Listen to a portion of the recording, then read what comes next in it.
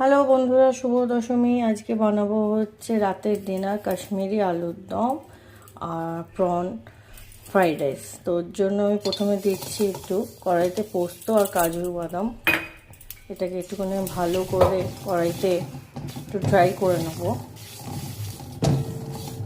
Dry roast একটু করে নিয়ে তারপরে আমি গ্রাইন্ডারে দেবো এটা। এবার আমি কড়াইতে সাদা তেল দিয়ে আলুগুলো আমি ভেজে তুলে রাখবো।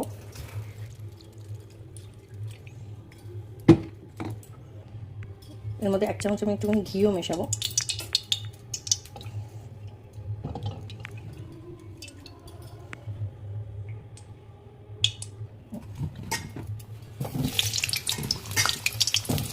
একে একে সব আলুগুলো দিয়ে দেবো ভাজার জন্য।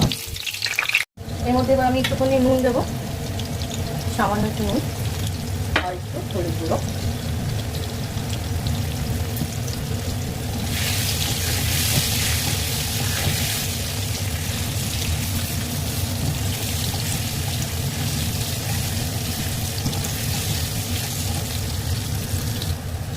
আলুগুলো মোটামুটি ভাজা হয়েই গেছে, এবার আমি আলুগুলো একে একে তুলে নেবো।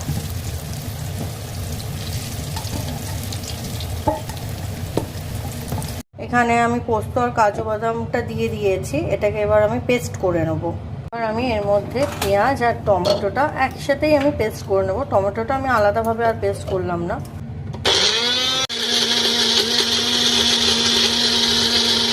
পেঁয়াজ টমেটো বাটাটা হয়ে গেছে, রেডি। এবার এর মধ্যে আমি ফোড়নটা দেবো। ফোড়নে আমি দিচ্ছি হচ্ছে মৌরি, 4টে শুকনো লঙ্কা, দারচিনি, এলাচ, লবঙ্গ আর বড় এলাচ।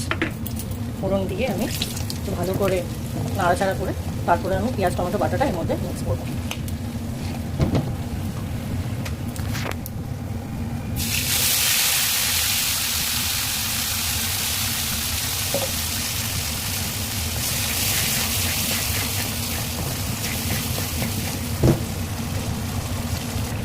টমেটো আর পেঁয়াজ বাটাটা দিয়ে আমি ভালো করে কষিয়ে নেবো যতক্ষণ না টমেটোর কাঁচা গন্ধটা চলে যাচ্ছে। তারপরে আমি এর মধ্যে একে একে সব কিছু মশলা অ্যাড করবো।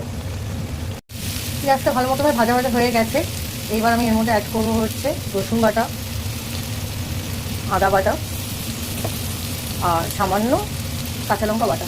ঝালটা আপনারা আপনাদের অনুযায়ী দেবেন।